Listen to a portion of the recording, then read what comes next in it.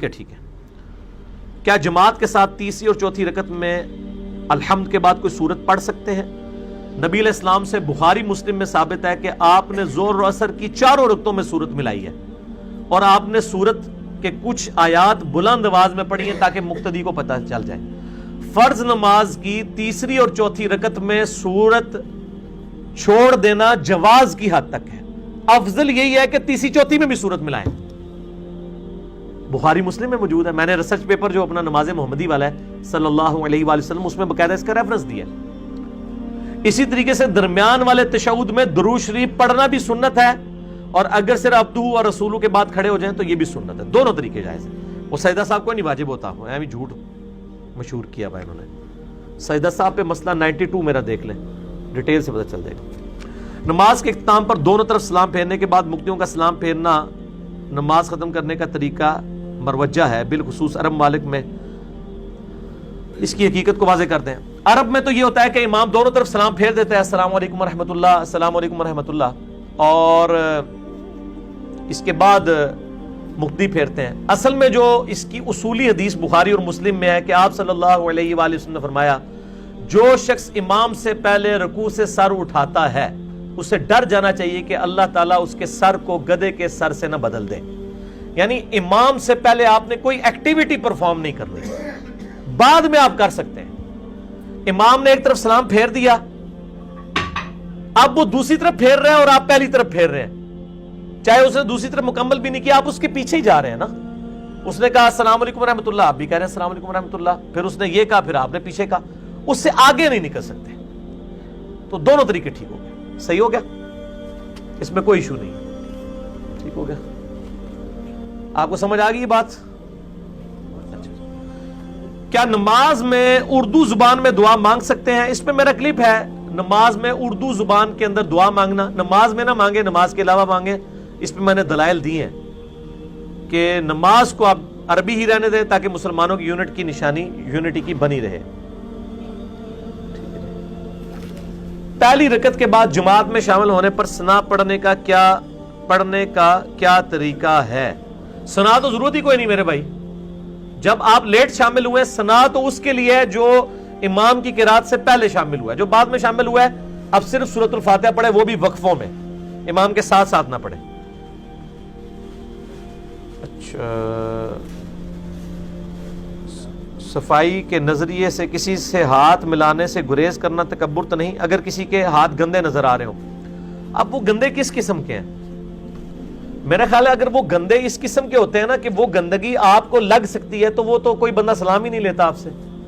مثلا میرے ہاتھ میں گیلی کیچڑ ہے تو میں آپ سے ہاتھ تو نہیں ملاؤں گا, لیکن میرے ہاتھ میں اگر گریس لگی ہوئی ہے اور گریس وہ جذب ہو کے صرف اس کے داغ باقی ہیں, خشک ہو چکی ہے, پھر تو ظاہر ہاتھ ملانے میں کوئی مسئلہ نہیں, وہ آپ کو لگے گا ہی نہیں. سمجھ آئی میری بات کی؟ جو گندگی لگ سکتی ہوتی ہے وہ تو ایون لوگوں کے ہاتھ جب گیلے ہوتے ہیں وہ گیلے ہاتھ کے ساتھ بھی سلام نہیں لیتے ہیں. یہ پتہ نہیں کون سے لوگ ہیں. تو آپ سلام ضرور لیں, تکبر نہ کریں.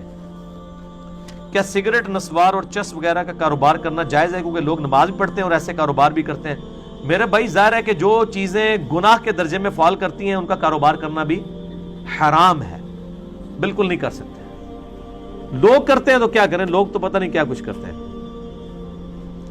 ایک نمازی بندہ اگر کوئی کبیرہ گناہ کرتا ہے تو کیا اس کے نیک اعمال بھی ضائع ہو جائیں گے یا صرف گناہ لکھا جائے گا؟ نہیں, نیک اعمال کیوں ضائع ہوں گے؟ انشاءاللہ اس کی نماز ایک نہ ایک دن اسے گناہوں سے بچا لے گی. وہ اس کی وجہ سے نماز پڑھنا نہ چھوڑے. اگر کسی کی داڑھی نہیں ہے, وہ ایک گناہ کر رہا ہے, تو اب یہ تو نہیں نماز چھوڑ دے گا, وہ نماز تو پڑھتا رہے, باقی غلطی اپنی جگہ ہے, گناہ معاف ہوتے جائیں گے انشاءاللہ, اللہ تعالیٰ توفیق بھی دے دے گا. علی بھائی, اللہ آپ کی زندگی میں برکت عطا فرمائے, اللہ آپ کو اس جہاد کا اجر عطا فرمائے. سوال تو نہیں تھے, کامنٹس تھے. چلے میں اس پہ بھی بول دیتا ہوں. سورۃ الفرقان کی آیت نمبر 52 ہے, فَلَا تُطِعِ الْكَافِرِينَ وَجَاهِدْهُمْ بِهِ جِهَادًا كَبِيرًا. اے نبی علیہ السلام, کافروں کی باتوں کی پرواہ مت کیجئے اور اس قرآن کے ذریعے بڑا جہاد کیجئے ان سے. یہ مکی صورت ہے. قرآن کی تبلیغ, قرآن کے عقیدہ توحید, عقیدہ آخرت لوگوں کو سکھانا, یہ واقعی بہت بڑا جہاد ہے. اللہ تعالیٰ جس نے یہ لکھا ہے اس کو بھی یہ جہاد کرنے کی توفیق دے. سب نے اس جہاد میں شامل ہونا ہے, آمین. دیکھنے میں آیا کہ 5 وقت کے نمازی اور عبادت گزار بندوں کا اپنے گھر میں اخلاق بالکل ڈیفرنٹ ہوتا ہے، اور اکثر لوگوں سے گھر والے تنگ بھی آئے ہوتے ہیں. ان کو عبادات کا ثواب ملے گا لیکن بعد میں ضائع بھی ہو جائے گا. صحیح مسلم میں حدیث ہے، آپ صلی اللہ علیہ وآلہ وسلم نے فرمایا جانتے ہو مفلس کون ہے؟ صحابہ نے کہا یا رسول اللہ ہم تو اسی کو مفلس کہتے ہیں جس کے پاس دنیا کا مال و متاع نہ ہو. آپ نے فرمایا میری امت کا مفلس وہ ہے جو قیامت والے دن پہاڑوں کے برابر نیکیاں لے کے آیا، حج، روزہ، زکوٰۃ، صدقات کی، لیکن دنیا میں اس حال میں تھا کہ کسی کو ڈانٹا اس نے نہ حق، کسی کو تھپڑ مارا، کسی کا خون بہایا، کسی کو دھمکی لگائی. تو وہ لوگ قیامت دن آ جائیں گے اور وہ کہیں گے کہ جناب ہمیں آج بدلہ ملنا چاہیے. تو اللہ تعالیٰ اس کی نیکیوں میں سے اس کو بدل، وہاں تو ظاہر کرنسی نیکی ہے، وہاں کوئی یہ نہیں کہہ سکتا کہ جناب تو منو ہی مار لے، نہ، نیکی، اس کی نیکیاں ختم ہو جائیں گی پہاڑوں کے برابر. ابھی بھی لوگ باقی ہوں گے، پھر اللہ تعالیٰ فرمائے گا اب لوگوں کے گناہ اس کے نامہ مال میں ڈالو، ریورس شروع کر دو، ڈیبٹ کریڈٹ، پھر اسے اوندھا منہ کر کے دوزخ میں ڈال دیا جائے گا. یہ صحیح مسلم میں حدیث ہے، اور آپ صلی اللہ علیہ وآلہ وسلم نے فرمایا میری امت کا مفلس یہ شخص ہوگا. قرآن کے علاوہ دوسرے راستے پر چلنے والے اور بزرگوں کو اور غیر اللہ کو پکارنے والے قرآن کے مطابق غلط ہیں. ایسا کیوں نہیں ہے کہ اللہ ان میں سے کسی ایک بندے کو عبرت کا نشان بنا دے تاکہ باقی لوگ بھی غلط راستے سے بچ جائیں؟ یہی تو وہ لوگ آپ کے بارے میں سوچ رہے ہوتے ہیں کہ آپ کو عبرت کا نشان کیوں نہیں بنایا جاتا جو توحید کی بات کر رہے ہیں. تو یہ لوگوں کے اپنے خیالات ہیں. دنیا میں تو حجاج ابن یوسف نے بھی خانہ کعبے پہ بمباری کی، منجنیق سے خانہ کعبہ شریف کی دیوار شہید ہوگی، دوبارہ بنائی گئی. دنیا بقدر ضرورت ہے اور بقدر ایفرٹ ہے، ہمیشہ اللہ تعالیٰ بدلہ نہیں لے گا.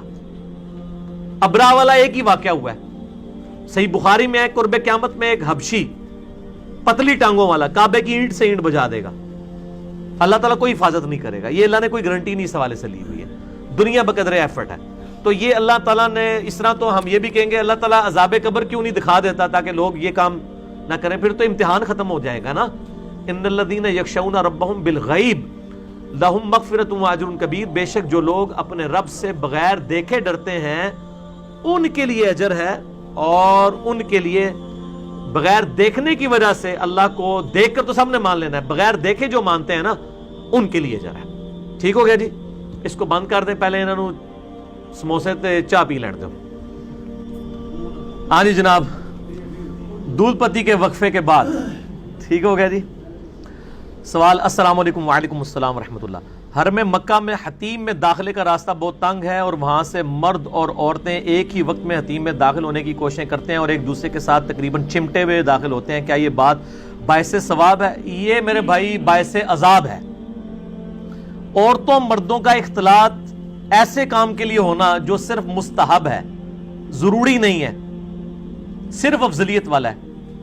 عورتوں مردوں کو اختلاط سے بچانا یہ تو ہے فرض عین. ایک مستحب کام کے لیے ایک شخص حرام کے اندر مبتلا ہو جائے تو اس کی تو کوئی اسلام کے اندر اجازت نہیں ہے. میرا تو بلکہ کلپ مسئلہ 54A کے اندر جو میں نے عمرے کے طریقے کے اوپر بیان کیا ہے اس میں نے بتایا کہ لوگ حجر اسود کا بوسہ لینے کے لیے جو ایک صرف مستحب نیکی کا کام ہے، عورتیں مرد کے اوپر، مرد عورتوں کے اوپر چڑھے ہوئے ہوتے ہیں اور اتنی یعنی بےہودہ معاملہ ہوا ہوتا ہے کہ وہ ساری کی ساری روحانیت جو ہے نا خانہ کعبہ شریف کی وہ کافور کی ہوتی ہے ان لوگوں نے جو یہ حرکتیں کر رہے ہوتے ہیں. تو یہ تو کوئی اس طرح کی چیز نہیں. اسی لیے نبی صلی اللہ علیہ وآلہ وسلم نے استلام دور سے لاٹھی کے اشارے سے بھی کیا ہے، صحیح بخاری کے اندر آتا ہے. یوں یعنی آپ نے بوسہ دینا درکنار، ہاتھ لگانا درکنار، دور سے لاٹھی کے اشارے سے، اور اونٹ کے اوپر بیٹھ کے آپ نے طواف کیا. یعنی پیدل بھی کر سکتے ہیں، ویل چیئر پہ بھی کر سکتے ہیں، اور اگر سعودی حکومت اجازت دے تو موٹر بائک کے اوپر بھی طواف ہو سکتا ہے، کوئی مسئلہ نہیں اس کے اندر. سواری تو نبی علیہ السلام نے یوز کی ہے. کل کو اگر یہ ایسی ٹرین چلا دیں طواف کعبہ کے لیے کہ جس کے اندر لوگ بیٹھ کے طواف کریں اور اس کے وہ چکر بنے ہوئے ہوں اس طرح کے، تو وہ سنت کے زیادہ قریب ہو جائے گا، کیونکہ نبی صلی اللہ علیہ وآلہ وسلم نے اونٹ پہ بیٹھ کے طواف کعبہ کیا. اب ہمارے تو اپنے معاملات لاتے ہیں، یہاں تو لوگ پیدل حج کر کے خوش ہو رہے ہوتے ہیں، کہتے ہیں یہ سنت پوری کی ہے.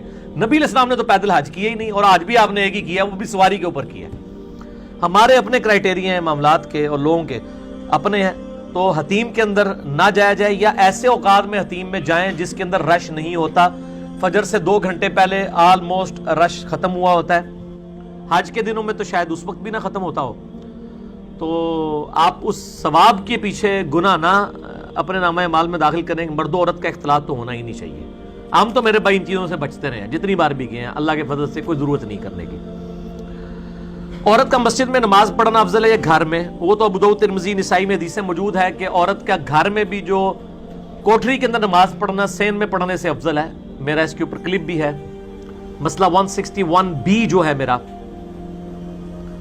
وہ عورتوں کے سارے احکامات پردے کے حوالے سے، نماز، اقامت، طواف کعبہ میں رمل کریں گی نہیں کریں گی، صفا مروہ میں دوڑیں گی نہیں دوڑیں گی، یہ سارے میں نے دلائل دیے. اس میں میں نے بتایا کہ مسجد میں نماز پڑھنے سے عورت کا گھر میں افضل ہے. اور مسجد اگر مسجد حرام یا مسجد نبی صلی اللہ علیہ وآلہ وسلم ہو تو مسجد الحرام اور مسجد نبی کی تو اپنی لحاظ سے ایک فضیلت ہے نا. دوسرا یہاں سے جو لوگ گئے ہوئے ہیں ظاہر ہے وہ فضیلت حاصل کرنے کے لیے گئے ہیں، لیکن وہاں بھی عورتیں جا کے اگر مسجد الحرام میں نماز نہ پڑھیں، اپنے کمرے کے ہوٹل میں ہی پڑھ لیں، ہوٹل کے کمرے میں، تو جائز ہے، کوئی حرج نہیں ہے اس کے اندر. لیکن مسجد میں جائیں گی تو وہ کئی گنا زیادہ ثواب ملے گا. 1000 گنا نمازوں کا ثواب ہے. 1 لاکھ والی روایت تو کمزور ہے.